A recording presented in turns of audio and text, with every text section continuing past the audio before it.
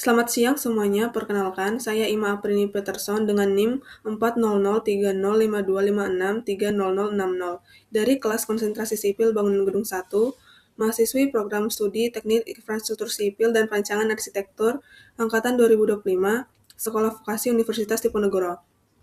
Hari ini, saya akan mempresentasikan hasil dari tugas ketiga mata kuliah ilmu ukur tanah yang berjudul Konsep dan Penerapan Water Passing dalam Proyek Konstruksi. Agar materi ini mudah kita pahami bersama, saya sudah membaginya menjadi 4 bagian besar. Yang pertama, kita akan bedah konsep dasar agar kita tahu apa itu water passing. Yang kedua, peralatan apa saja yang wajib ada dalam pengukuran water passing. Yang ketiga, bagaimana prosedur pengukurannya di lapangan. Dan yang terakhir, kita akan simulasi lewat contoh perhitungan. Masuk ke poin pertama mengenai pengertian.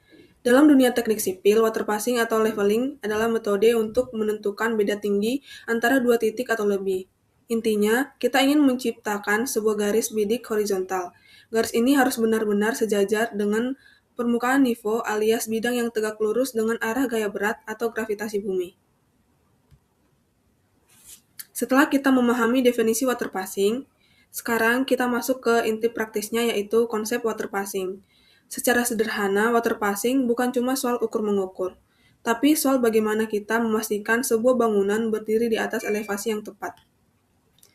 Yang pertama, menentukan perbedaan tinggi atau elevasi.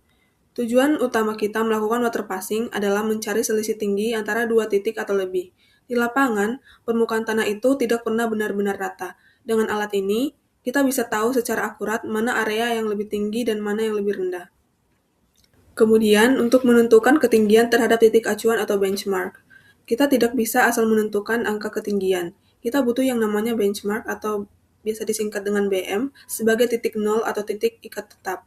Jadi, semua pengukuran kita punya standar yang sama dan bisa dipertanggungjawabkan secara teknis. Selanjutnya, untuk pembuatan peta kontur dan profil tanah. Data-data elevasi yang kita kumpulkan tadi nantinya akan diolah menjadi peta kontur. Ini sangat krusial agar kita bisa memvisualisasikan bentuk permukaan lahan secara 3D di atas kertas sebelum proyek dimulai. Dan tujuan selanjutnya yaitu sebagai dukungan perencanaan dan pelaksanaan konstruksi. Dalam proyek nyata seperti pembangunan jalan, saluran drainase, atau gedung, kesalahan beberapa sentimeter dalam elevasi bisa berakibat fatal. Misalnya, air jadi tidak mengalir atau struktur bangunan miring. Disinilah water passing berperan sebagai pemandu presisi kita. Kemudian, untuk mengetahui kemiringan tanah atau slope. Terakhir, kita perlu tahu kemiringan tanah untuk perencanaan teknik.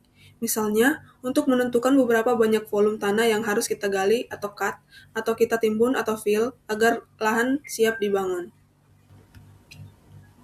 Nah, teman-teman, saat kita bicara tentang water passing, inti tujuannya hanya satu. Kita ingin tahu seberapa jauh perbedaan tinggi antara satu titik dengan titik lainnya di lapangan. Prinsip dasarnya sangat sederhana. Coba bayangkan alat water pass ini sebagai mata kita yang ditujukan untuk selalu melihat secara horizontal sempurna, di mana nantinya ada garis bidik yang menciptakan sebuah garis kayal yang lurus sejajar dengan permukaan air laut rata-rata. Kemudian, rambu ukur akan diletakkan di atas titik yang ingin kita ukur. Karena garis bidik kita tadi sudah lurus horizontal, kita tinggal baca angka yang kena tembak oleh garis tersebut di rambu ukur. Nah, kenapa kita butuh selisih pembacaan? Misalnya, di titik A kita baca angka 1,5 meter, lalu di titik B kita baca 1,2 meter. Selisih antara 1,5 dan 1,2 adalah 0,3 meter, itulah yang memberi tahu kita kalau titik B lebih tinggi daripada titik A. Jadi, kita tidak perlu mengukur tanahnya secara miring, cukup hitung selisih dari pandangan horizontal alat tadi. Nah, untuk melakukan pengukuran, ada beberapa alat utama yang wajib ada dan saling bekerja sama. Tanpa salah satu alat ini, pengukuran tidak bisa berjalan. Yang pertama ada automatic level atau water pass. Ini adalah bagian penting yang bisa dikatakan adalah otak dari pengukuran. Fungsinya untuk menembak garis bidik yang benar-benar datar atau horizontal. Yang kedua ada tripod atau statif. Supaya alat water pass tadi tidak goyang dan bisa kita atur ketinggiannya, sesuai dengan kenyamanan mata kita butuh kaki 3 atau statif ini. Perlu teman-teman ingat, kestabilan alat di atas tripod adalah kunci akurasi. Yang ketiga ada rambu ukur atau leveling rod. Ini adalah target yang kita bidik. Bentuknya seperti mistar besar dengan skala sentimeter atau milimeter. Disinilah kita membaca angka untuk mendapatkan data elevasi. Kemudian, kita harus memastikan alat tersebut benar-benar akurat, yaitu melalui nifo dan unting-unting. Di sini peran nifo atau unting-unting untuk memastikan alat sudah level atau mendatar sempurna, biasanya dengan melihat gelembung udara di tengah lingkaran. Sedangkan unting-unting membantu kita memastikan posisi alat tepat tegak lurus di atas titik patok yang ditentukan. Nah, yang terakhir ada alat pendukung yang biasanya sering dianggap remeh di lapangan padahal sangat penting. Alat bantu ini bisa termasuk payung, meteran, dan alat tulis. Jadi kenapa sih payung itu perlu? Jadi payung itu bukan untuk surveyornya saja, tapi terutama untuk melindungi lensa alat dari panas matahari langsung yang bisa mempengaruhi pemuaian komponen sensitif di dalamnya. Dan tentu saja, kita juga butuh alat tulis atau formulir ukur untuk mencatat setiap data yang kita dapatkan secara real time agar tidak terlupakan. Nah, selanjutnya, bagaimana prosedur pengukuran water passing? Jadi yang pertama itu, yang paling krusial adalah menentukan benchmark atau BM. Teman-teman bisa membayangkan BM ini sebagai titik nol atau fondasi kita. Kita harus mulai dari titik yang tingginya sudah pasti dan diakui secara teknis, supaya hasil pengukuran kita punya standar yang jelas. Yang kedua, setelah BM ditentukan, kita pasang alat di antara dua titik. Di sini, surveyor harus sabar melakukan leveling. Kita putar skrup pendatarnya sampai gelembung di dalam nifo berada tepat di tengah lingkaran. Kalau gelembungnya belum di tengah, berarti alat kita belum datar dan hasil tembakannya bisa meleset. Yang ketiga adalah eksekusi atau backside dan foresight. Setelah masuk ke tahap bidik-membidik, ada dua jenis tembakan. Kita bahas yang pertama adalah backside atau BS. Bidikan pertama selalu kita arahkan ke belakang, yaitu kerambu yang berdiri di titik BM yang sudah kita tahu ketinggiannya. Ini untuk mengunci referensi awal kita. Selanjutnya, setelah kita mengunci titik belakang atau BS tadi, sekarang kita putar teropongnya ke depan. Inilah yang kita sebut sebagai foresight atau bidikan muka. Kita arahkan rambu ukur yang ada di titik baru atau titik yang ingin kita cari tahu ketinggiannya. Jadi intinya di langkah keempat ini, kita mengambil data target kita. Yang kelima, ada perhitungan beda tinggi atau hasil akhir. Nah, setelah kita punya angka dari BS dan angka dari FS, langkah terakhir adalah eksekusi datanya. Disinilah rumus bekerja, di mana rumusnya beda tinggi sama dengan BS dikurangi dengan FS. Cara bacanya mudah buat teman-teman ingat. Kalau hasilnya positif, berarti titik depan lebih tinggi dari titik awal. Sebaliknya, kalau hasilnya negatif, berarti titik depan kita lebih rendah atau turun dari titik awal. Jadi, dengan 5 langkah tadi, kita bukan hanya sekedar melihat tanah, tapi kita sudah punya data angka yang pasti tentang kontur lahan tersebut. Sekarang, kita masuk ke contoh kasus. Contoh yang pertama, yaitu mengenai perhitungan profil memanjang atau long section.